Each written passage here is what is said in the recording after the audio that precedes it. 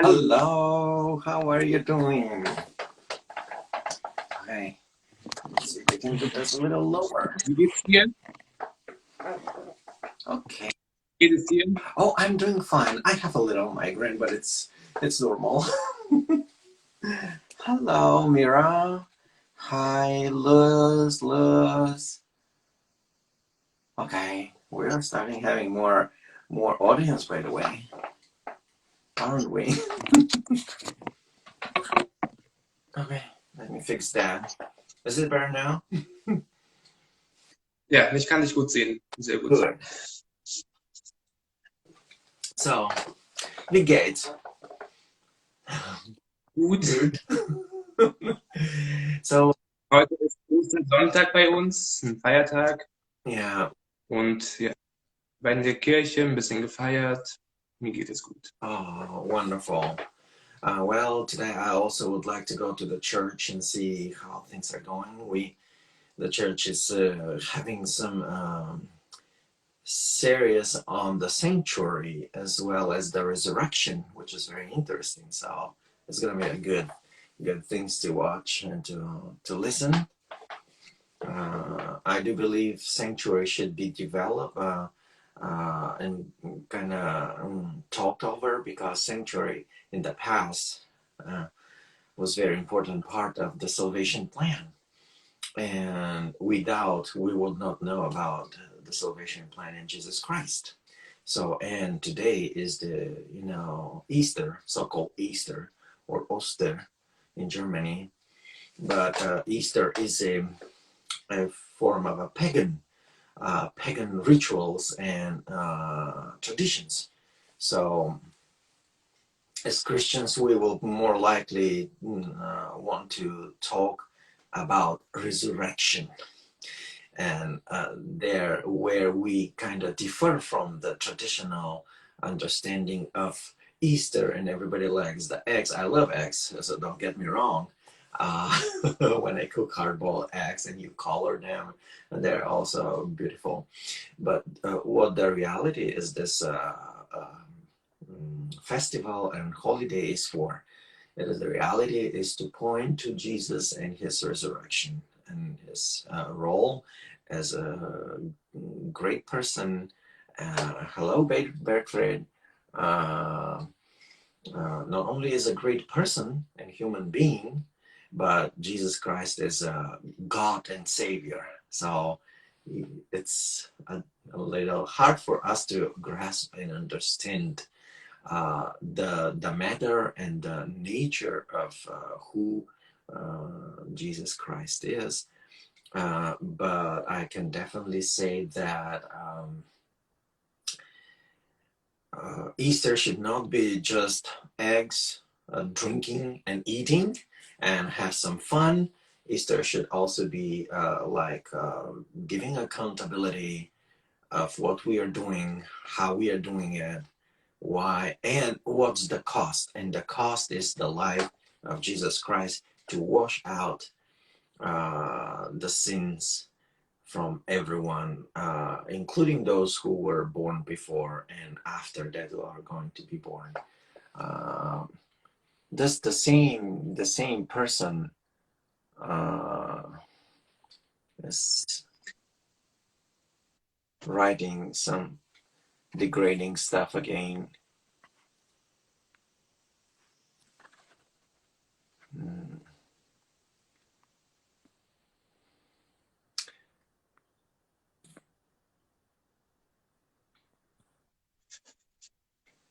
Nun lass uns jetzt dadurch nicht verwirren. Das ist zwar ziemlich banal und man macht sowas jetzt nicht. Ich meine, wer sich jetzt unsere Livestreams hier nicht angucken will und wer sich dafür nicht interessiert, sollte es auch nicht machen. Das ist kein Muss. Das fand ich jetzt mal wieder, derselbe Kommentar wie beim letzten Mal auch. Yeah. Sowas machen. Yeah, thank you, Florian. Sowas ist Thank you, Florian, for said that if someone is not interested in our conversations and our sessions, please feel free to leave the chat and the live stream, and that inappropriate comments are not allowed here. However, I report, Denn wir yes, machen uns die Mühe, yeah. By the way, if someone can report this boy with no heart joint, please make so, because he is a regular regular abuser and hates speaker around the online. So if someone can have a chance to report the account, make sure you do that. I'm trying here how to do it.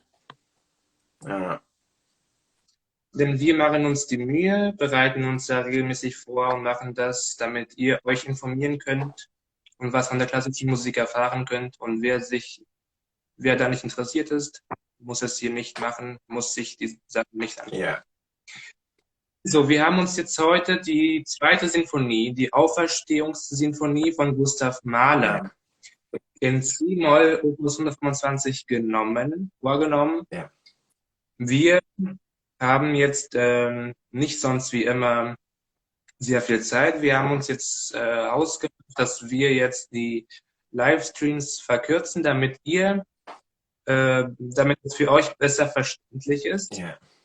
Und wir werden heute ein wenig über Gustav Mahler, über seine Biografie, über seine Werke, über die geschichtliche Epoche und geschichtliche Hintergründe und Kontext sowie Evolution und Veränderungen des Musikstils. Ja, und wir haben uns noch die zweite Sinfonie als Beispiel genommen und die zweite Sinfonie werden wir interpretieren, analysieren und genau. Ich denke, wir fangen jetzt erstmal damit an, mit der zweiten Sinfonie. Ich denke, die meisten von euch kennen die zweite Sinfonie. Das ist zwar nicht das berühmteste Werk, aber eines der größten Werke von Gustav Mahler. Yeah. Vielleicht übersetzt du das ganz kurz? We are going, Florian just mentioned that we are going to talk over the second symphony in C minor by Gustav Mahler, which is called Ausführungen, which is mean resurrection. It's very much kind of attached to our holiday today. So we are going to talk over the composer's life, biography, his works, style, as well as composition ways of interpreting music, symbolism, and different approach, the Mahler's music. We are going to do our sessions a little bit shorter than before, and we are going to have extended materials in series and for future, so we are not going to stump it up everything at once, so our live streams will be more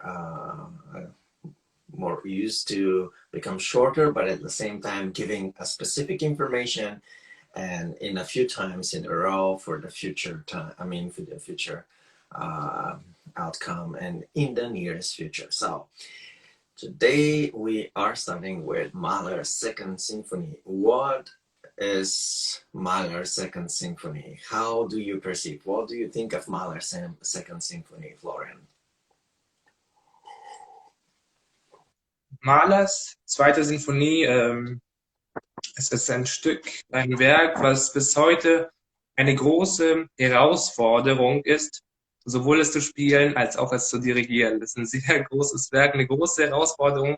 Es war schon immer eine Herausforderung für alle Sinfonieorchestern, für den Chor, als auch für den Dirigenten. Es steckt eine Schönheit und eine Kreativität beziehungsweise kreative Fantasie, kann man ja sagen, dahinter. Und ein visionäres Engagement mit einer neuen Harmonik und harmonische Sprache. Yeah. Second Symphony of Mahler is an exceptionally great and wonderful work, one of a kind. Florian said that it's extremely challenging and difficult both for the conductor and the musicians to be played for. It combines immense characteristic of intensity and at the same time harmonic structures that describes what actually happens. It's by the way, it's very hard to describe resurrection, you know. So Yeah. it's very let's make a little comparison, because many people tend to believe or say that Mahler wasn't a Christian, you know. Oh, Mahler wasn't a believer or a Christian. Okay, let's just say so. He probably wasn't a Christian, but he was a Jew. Mahler was a Jew, and he was raised in a Catholic family, but like a converted Jewish family. But traditionally, he was very much following up with the tradition of a Jewish religion, Judaism. And we all know that Christianity and Judaism, they both correlate very tightly, because the Christianity takes the Old Testament, which is the Torah, you know, the first 5 books of the Bible, and then we have the prophets, and then we have a New Testament that comes after the death of Jesus Christ. So, does Jewish people believe in Jesus? Some yes, some does not. But it's not a matter here if they believe in Jesus or not. The matter we are talking is, do they believe in resurrection? Genau. And the answer is yes. Jewish people believe in resurrection, as Christians also. So do Christians. And so here, so it's not a good point if we start making the judgment toward Mahler's, oh, he's not Christian, probably, how she would trust on what he says and writes. And actually, it doesn't matter, because up to the moment, his symbolic interpretation of resurrection does not contradict a biblical resurrection and a biblical statement about the life that will be returned in a new human body. And so when Anton Bruckner is existing, he's transcendentalist, you know, like he is talking about transcend, about the spirits, about the purity of universe and God's creations. He's complete, transcendentalist, Bruckner. So Mahler is existentialist. He talks about the existence of creation. Yeah. So you see, the one proves the creation already. The creations is there, you know. And Mahler is the one to already, you know, work as that creation exists. It's something that it's brought to life. And that's why it's very hard sometimes to interpret Brahms, to interpret Mahler and to interpret Bruckner. Why? They talk about same thing, God's priority of creation, but the one is just, this is the creation, right? Bruckner. And he puts you in the midst of the creation of God. But Mahler is bringing you there by showing you, oh, you see there is a creation that exists. Ja, ja. Es ist auch bei Schönberg, bei Arnold Schönberg genauso. Ich werde gleich nochmal was dazu sagen über Arnold Schönberg, denn seine Stücke, vor allem ein Stück von ihm, ein A cappella von Psalm 130 aus der Bibel, De Profundus, Ja. De Profundus, hängt damit zusammen. Also, wo waren wir stehen geblieben? Mahlers zweite Sinfonie ist ein visionäres Engagement, ja, mit einer neuen Harmonik und harmonische Sprache, ja, und ebenso eine völlig andere Struktur als die damaligen Werke. Das ist durch Beethovens 9. Sinfonie entstanden, dass es ein Programmmusik wurde. Und sein Werk sollte am Anfang eine sinfonische Dichtung sein, also eine komplett andere Struktur gehabt, ja. Yeah. So Vielleicht. Florian says that Arnold Schoenberg creates a very wonderful piece, a musical work that is Psalm 130, we call De Profundus. And actually, I will, if I may say so, I worked with Schoenberg Choir in Vienna. And Wow. Yeah, and it was an amazing experience. Their chief conductor, principal conductor, said that my interpretation of Schoenberg was one of the best interpretation of the psalm. They actually recorded it. Wow. Yes, and it's the psalm is so what Florian. So just keep on going. It was an amazing experience to see the structures, the moment, the music. So Florian pointed out that Mahler Symphony is giving us the idea of expressing music through different language, harmonic language and structure. That it has been different. It's a structural symphony that it's a little bit different than the one that we already know, and it's been very much related to Beethoven's symphony, symphonic program music. That's about Mahler, but he pointed out also about Arnold Schoenberg that he has the same programs and envisioning the things in the way Mahler, Gustav Mahler was a visionary, That's what Florian pointed out. So the idea of creating that type of music refer also to Arnold Schoenberg, who was implementing the sorts of visions. The same. Ganz genau. Ja. Ganz genau. Es ist eine komplett andere, völlig andere Struktur. Und es bleibt eine große Herausforderung, alles zu kontrollieren, eine Kontrolle zu haben über das Werk, über das Spielen, über das Dirigieren, wie auch immer. Vor allem diese Ideen, was Mahler in der Partitur deutlich geschrieben hat, die alle zu verfolgen. Und ich spreche jetzt nicht von metronomischen Interpretationen, das meine ich nicht. Ich meine, es muss trotzdem eine gewisse Freiheit sein, frei zu spielen und Flexibilität zu haben und eine Fantasie und spontan zu sein, spontan geführt zu werden, gespielt zu werden, aber natürlich in dem Raum, was Mahler gegeben hat und beschrieben hat in der Partitur, zu bleiben. Also diese Flexibilität und diese Freiheit muss trotzdem da sein, aber und auch diese Fantasie und dieses Spontansein, aber halt in diesem Raum, was Mahler in der Partitur geschrieben und gegeben hat. Yeah.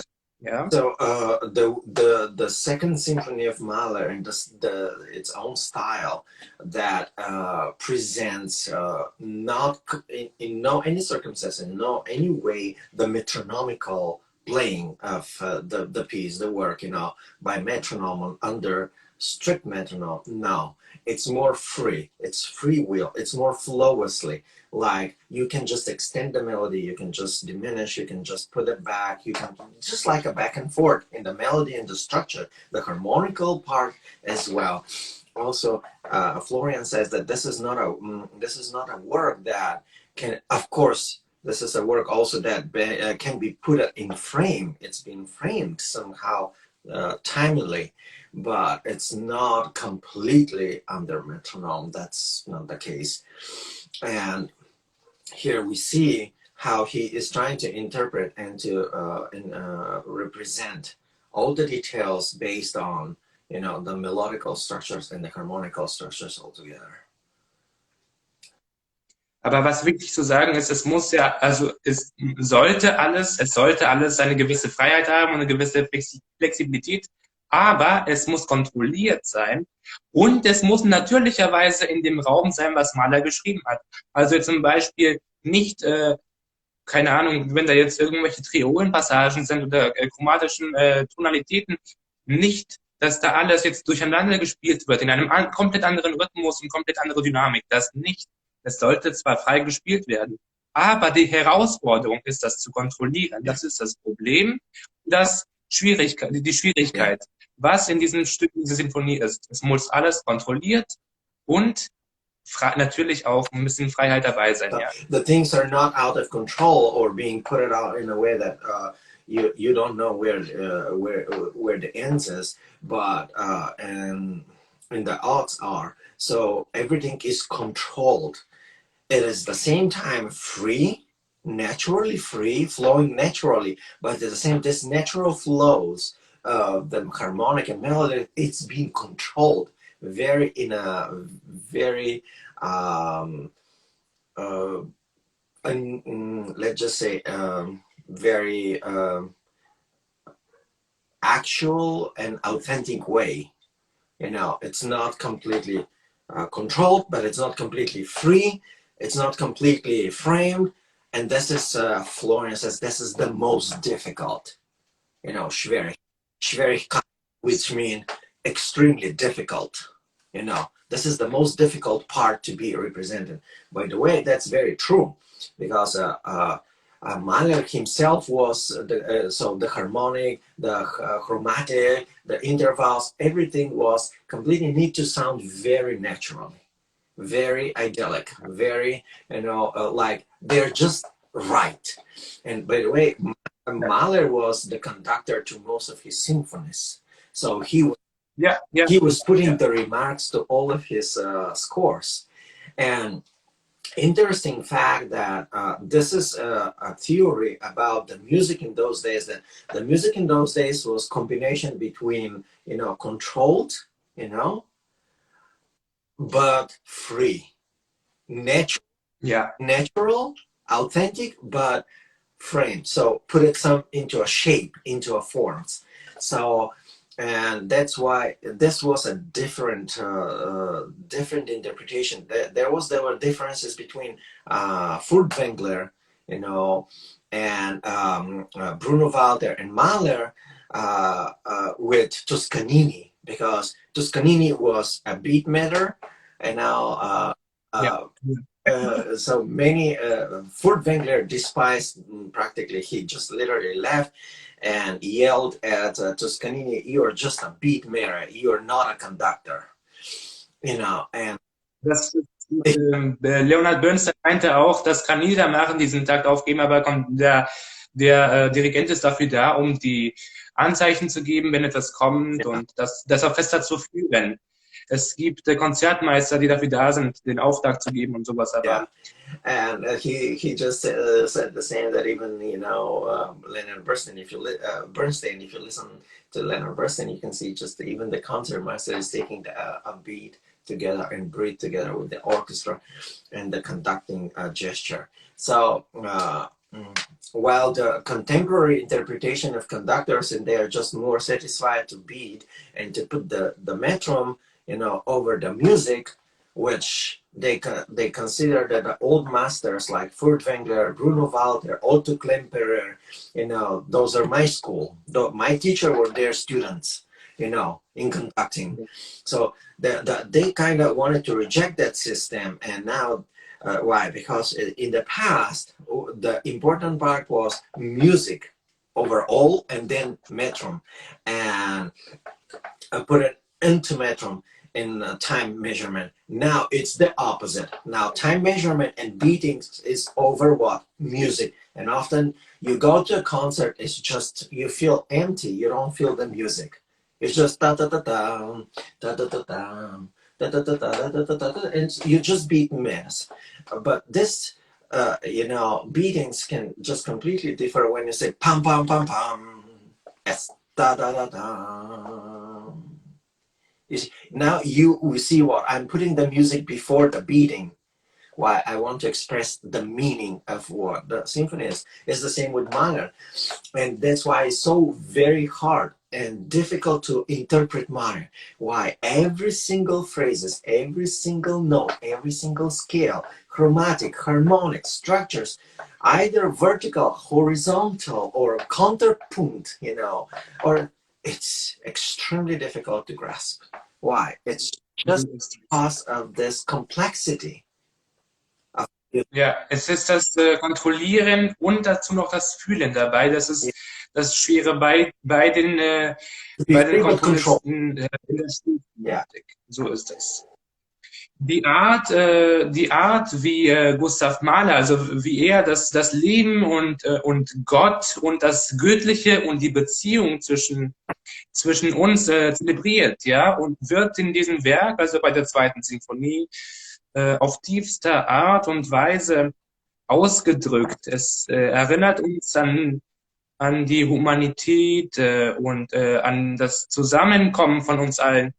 Und die Instrumente und der Sologesang von dem Chor, der Sologesang ist sehr oft ein Duett, eine Unterhaltung, ein Quartett, weil es verändert sich immer wieder und ein Choral und es wiederholt sich, man erinnert sich an die Emotionen und Gefühle, die man an jedem Punkt des Werkes hat, ja, und das passiert während des ganzen Werkes. Das ist in der ganzen Komposition, in der ganzen Sinfonie so, beziehungsweise in dem Fall, bei dem vierten Satz ist es oft der Fall, dass man Duette und Quartette mit dem Sologesang und mit der Instrumentierung, mit der Klarinette oder sowas hat. What Ja? Florian is saying is just that the second symphony of Mahler is just speaking about God, about the godly nature of the symphony and the expression, the belief, and also every single detail, symbol, or expression have been put in different instruments, including the choir. You know, there is a choir, then there is a duet at the end, as well as there is quartet. So every single note has its own place and symbol and meaning to the symbol. So we see that at the very last part, you know, when the resurrection happens, you see the whole entire orchestra burst throughout the space. So let me figure it out, that there is a symbol. The symbol in Mahler comes from the orchestra, then we have a full choir, then we have soloists, 4 soloists, and then we have duet in the end. And then we have a very extended, big brass. We have 2 sets of timpani, you know, Palkin, 2 sets of timpani, and we have big, you know, drum, as well as organ. Yeah, so let's talk about the symbols of organ, the choir, the brass, the orchestra, the soloist. Where is this coming from? Mahler were taking the tradition from Bach, Bach and Beethoven. Why? Because usually when Bach was referring to the tromba, or so-called trumpet or horn, it always like the voice of God. Yeah. When Bach interpreted the string section, he always referred to the people, alles Menschen, you know, all people.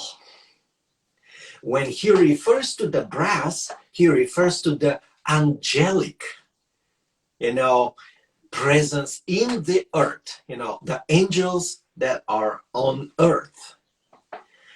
When there is a choir, the choirs are actually the real angels in the universe. And when we have organ, the organ, it's God's presence. Organ, God speaking to you, but it's the God's throne, that it's eternal. And you can see the organ prevails over the whole orchestra in a magnificent amount of sound that you just drawn into. It's just beautiful. It's just beautiful. And then we have the soloists. We have 4 soloists, usually soprano, mezzo soprano, alto, tenor, and bass, which represents all groups of humankind, right? And then we have soloists, the soloists as representatives of the 2 witnesses, you know, who come across and they eventually tells us that there will be a resurrection. Hello, Sarah, you know. So you see that every single part of the orchestra symbolically plays the role of something that it's pictures. Now you start, it's not just an orchestra and everybody just play. Now, whenever you see Mahler orchestra and symphony, we strongly suggest you go and listen to the symphony. You will see an amazing amount of choir, full choir. It's extended choir. Usually the choir comes with a wide, you know, it's just exactly like angels, you know, and it's just beautiful. Natürlich, es hat eine große Bedeutung. Jede Instrumentierung, jeder Solist, jede Stimme hat ein Symbol. Ja, es ist klar, weil das Werk, die 2. Symphonie verspricht ein neues Leben. Ja. Es verspricht ein neues Leben. Ja, also Mahler sagt in einem Zitat: Sterben möchte ich, um zu leben, ja. Sagte Mahler. Ja. Sterben möchte ich, um zu leben. Yeah. So Florian point out that every single instrument and soloist has its own meaning and place, a very important place, takes a very important place. And this symphony, Florian says that it's about a new life. A new life. Es verspricht ein neues Leben. It promises a new life. Also es verspricht ein neues Leben, das Werk. It talks about new life, exactly. And Mahler says to this, you know, you have to die to have a new life, you know. Er spricht aber von sich selbst. Er sagte, also sterben möchte ich, um zu leben. Das war ein großes Zitat, was you have to die or live. Exactly. And it's something that Jesus Christ says in the Bible. He takes this from the Bible, that if you don't put the seed in the ground and die before, there will be a new life. So it's obviously that Mahler has had the same impression, and he was believing deeply that you have to die first to live again. And why wrote the symphony? Mahler wrote the symphony after one of his most best friends died. And he couldn't accept the idea, you know, no one of us can accept the loss of our beloveds. Er hat die Symphonie nach dem Tod auch von seiner Familie, seine Mutter starb, sein Vater starb, seine Schwester ist gestorben und auch ein paar gute Freunde von ihm, und der hatte das deswegen Auferstehung genannt, weil er daran geglaubt. His sister died as well, and one of his closest friends died, and he wrote the symphony, you know. So ist es, ja, ganz genau. Die Symphonie hat sehr viele epische Ausmaßen, ja. Obwohl sie ist nicht sehr lang, sie ist nicht sonderlang, die Symphonie. Die 3. Symphonie von Mahler ist zum Beispiel viel länger als die Auferstehungssymphonie.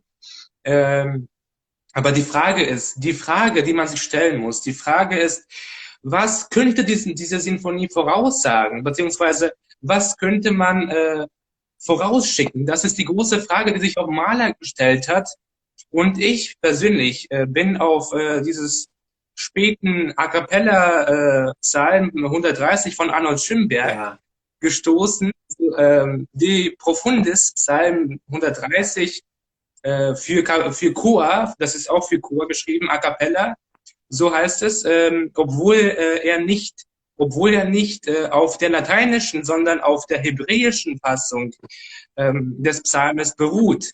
Und da sieht man, Da sieht man, dass Schönberg genauso auf dem Weg beziehungsweise von der gleichen Kurve des Weges spricht, vom Dunklen, vom Dunkeln ins Licht, ja, vom Tod ins Leben.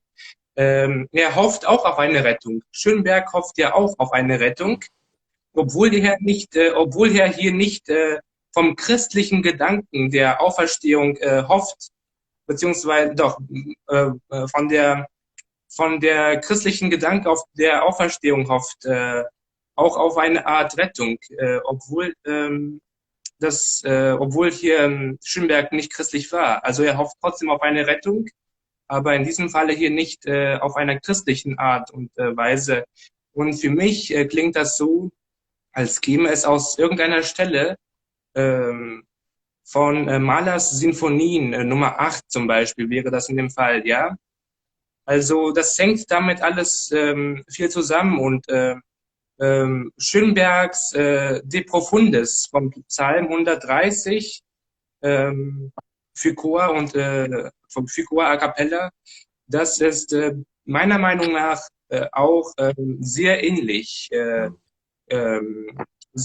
aufgebaut worden wie Mahlers Sinfonie. Es sind dieselben Gedanken, ja. Es geht auch also Dunkeln und Licht, Tod und Leben und das hängt damit sehr, sehr viel zusammen. Yeah.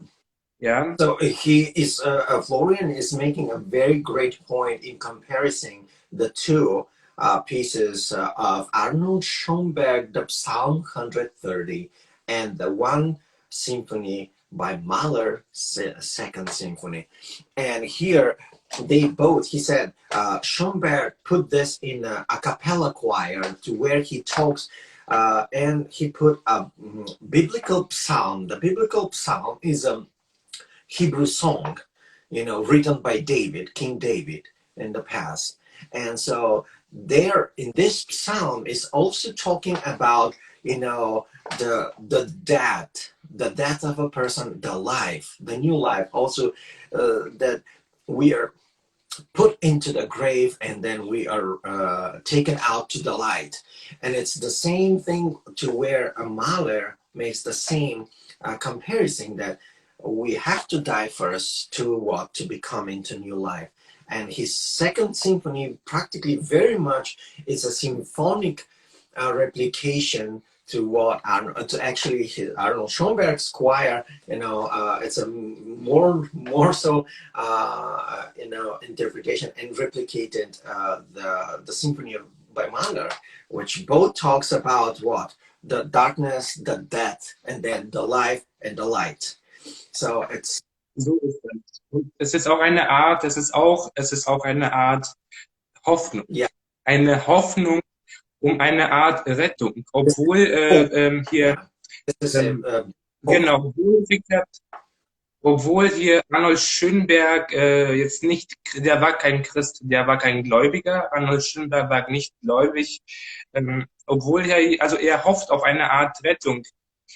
Obwohl er nicht vom christlichen Gedanken der Auferstehung wie Mahler besessen ist, aber irgendetwas haben die Stücke gemeinsam. Und obwohl Schönbergs Profundus, Psalm 130, in seinen späteren Jahren stammen und durchaus den strengen Zwölftonstil oder Zwölftontechnik bei Schönberg komponiert worden ist, hat es immer noch romantische Züge. Ja.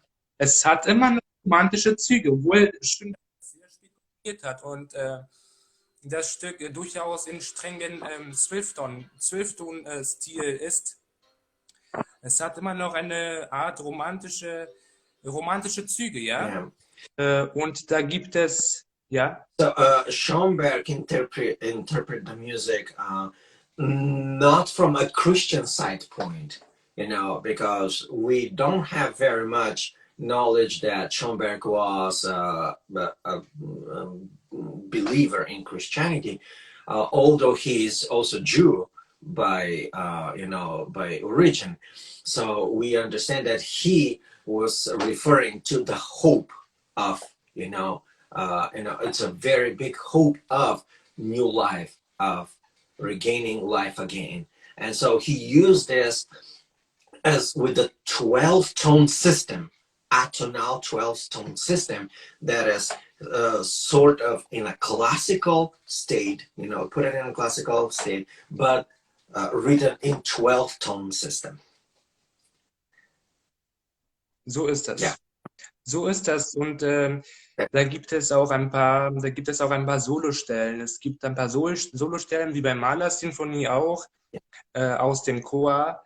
Und für mich persönlich klingt das so, als käme es aus irgendeiner Sinfonie oder beziehungsweise durchaus von einer Stelle von Mahlers Sinfonien, wie zum Beispiel Nummer 8, da sind es genauso dieselben Stellen, da hat sich Schönberg sehr inspiriert lassen. Und Mahler musste sich mit der Musik immer noch durchsetzen damals. Mahler musste sich mit der Musik durchsetzen und seine Musik galt für viele als unverdaulich, als nicht gut hörbar. Und wird heute Mahler nur mit Schönem und Gutem und Ewigem assoziiert, ja. Und ich finde, Mahler hat auf jeden Fall das Zeug noch anzuecken, ja. Ja.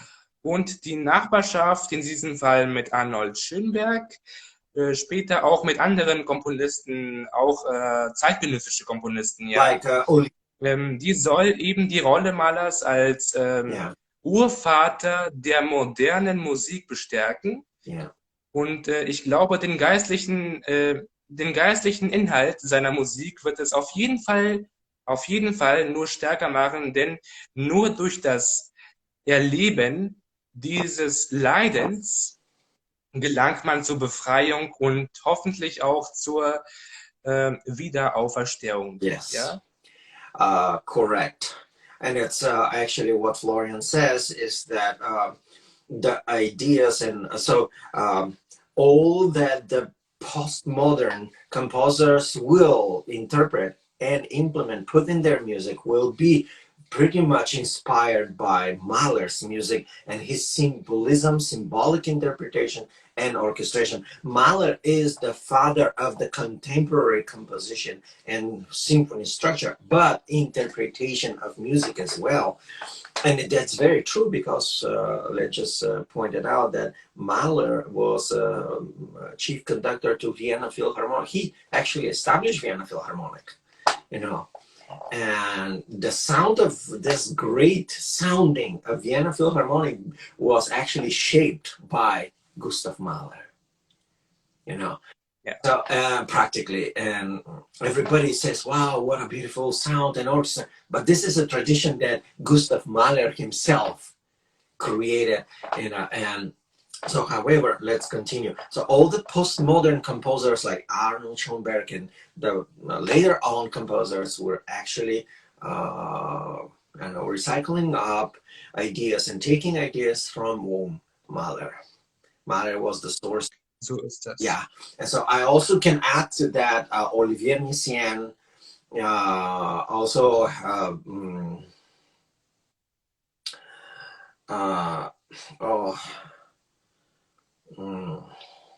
Alban Berg. Alban Berg. Yeah, Alban Berg, Olivier Messiaen, Pierre Boulez. Pierre Boulez was my mentor.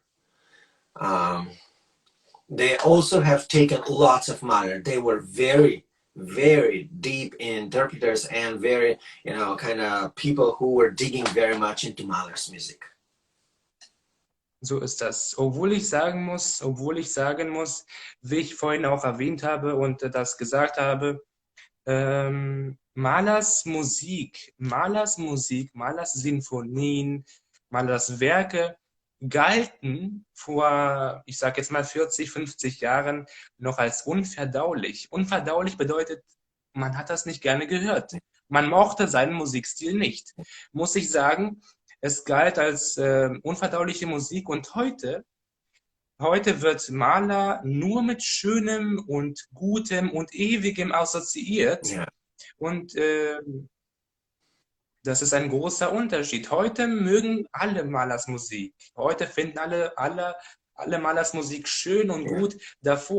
Damals, vor 50, 60 Jahren, war seine Musik noch unverdaulich und es wurde als nicht schön empfunden, sein Musikstil. Sehr modern, ähm, sehr neue Musik, sehr neu. Ja. Yeah. So 50, 60 years ago, the music was pretty much new and completely doesn't sound so nicely. He said that his personal opinion is this Mahler's music is just like talking about the eternity, eternal. It's like beyond, out of this world. And not only this, recently, there is some sort of return to the beautiful music, because the Mahler's music is extremely beautiful. It's extremely like shows the eternity, prolonging. You know, you long for something that it's eternal. You know, closeness with the divinity. And Mahler talks about that, and his music, his symphony has been something, nothing to compare at his time. So you understand there was Haydn, Mozart, you know, but the style of Mahler is nothing to that was before, found before. It's just completely out, and that's why I said that I made a comparison between Bruckner and Mahler. Why Bruckner takes his steps as well, you know. Mahler and Bruckner were living at the same time. Ja. And both of them were deep believers. They were very good Christians and extreme believers. They were with a strong faith that one day this will turn into something beautiful.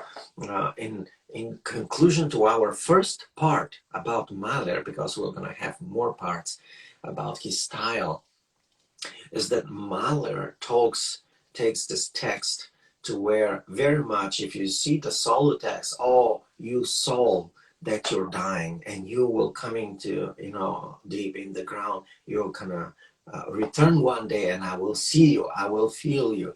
So it says something that, you know, Mahler used this text, and that very much reminds me of Job, the book of Job in the Bible. He says the same, that one day he knows with his eyes will see what?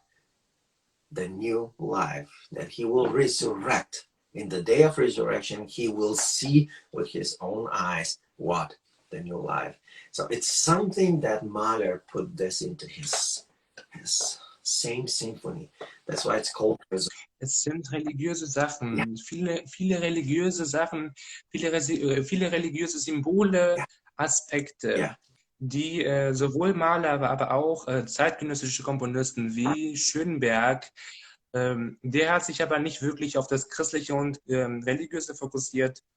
Ihm war nur wichtig bei Schönberg und bei seinem Profundus in Psalm 130, ihm war es wichtig, weil Schönberg war jetzt nicht besonders gläubig. Er hat geglaubt, dass es ein weiteres Leben gibt nach dem Tod. Er hat geglaubt, dass es einen Gott gibt. Aber der war nicht sehr christlich wie Mahler und Bruckner. Und Schönberg hat aber auf ein besseres Leben. Er hat auf eine Art Rettung gehofft. Und diese religiösen und diese Symbole, diese Aspekte haben Komponisten sehr oft dafür benutzt, um es zu vertonen, um es mit der Musik zu beschreiben. Und genau das tut Mahler in seiner zweiten Sinfonie. Aber auch in der ersten Sinfonie hat er es genauso gemacht. Yeah. Mahler sagte auch selbst, es ist der Held meiner ersten, der im ersten Satz der zweiten zu Grabe getragen wird. Das bedeutet, man müsste praktisch die erste Sinfonie als eine Art Auftakt für die zweite Sinfonie, für den ersten Satz der zweiten Sinfonie spielen. Ja? Yeah. So it's a very interesting fact. He says that Mahler's music and Bruckner's music are religious. They are deeply music of believers with all the symbols in there, religious. But while Schoenberg's music's a little bit out of Christianity, with not emphasis that much of Christianity, but he's using what the biblical aspect of interpretation in Psalm 130. So while it's different with Mahler, and it's a different moment when Mahler says that his first symphony in the first second movement, it's like a preparation for his second symphony, like it's a part of, like an addition to his second symphony, which is very interesting. I did not know that. Ja, es ist wirklich so, weil das sagt auch Mahler selbst. Mahler selbst hat es in einem Zitat gesagt, Ja. dass meine erste Sinfonie ist eine Art Auftakt Yeah. zu meiner zweiten Sinfonie. Yeah. So he very clearly says, that his first symphony is like an upbeat to his second symphony, which is amazing. Well, ladies and gentlemen, my friends here, we are very happy to have you. We are going to continue with Mahler next time. Tomorrow we have purposefully decided to make the sessions shorter because we have gotten a few ideas from people now that if it's shorter, it's better. So we get this point, and we are going to have second, third, and more parts about Mahler's Second Symphony and the symbol of resurrection. As we all see, as we all have lost the loved ones in our lives, including me, I hope and I look forward the day to where we all will meet and see us together and live forever and ever. And we'll meet probably at that gate, at this door, at this point, and we'll probably be the most searching people around and looking for everyone we've missed. So tomorrow we are going to have session about Schubert. We're going to have a small session about Schubert. Then next Friday we are going to have a session about Camille Saint-Saëns and César Franck. Yeah, and César Franck. And then we are going to start doing the series over the previous composer we started at first. So be there. We're looking forward. Thank you once again, Florjan, for the great analysis. We learned so much from you, and I hope you learn, guys, from me too. And it's a great experience and exchange to see other people's beliefs and other people's understanding on music, and most of all to go back in time and to see what the composer have written and said about their fate and how they shared and how they put all this into notes in music. So we wish you a wonderful happy Easter or happy Resurrection Day, and Yeah. and see you tomorrow. See you tomorrow. Goodbye. Bye, cheers.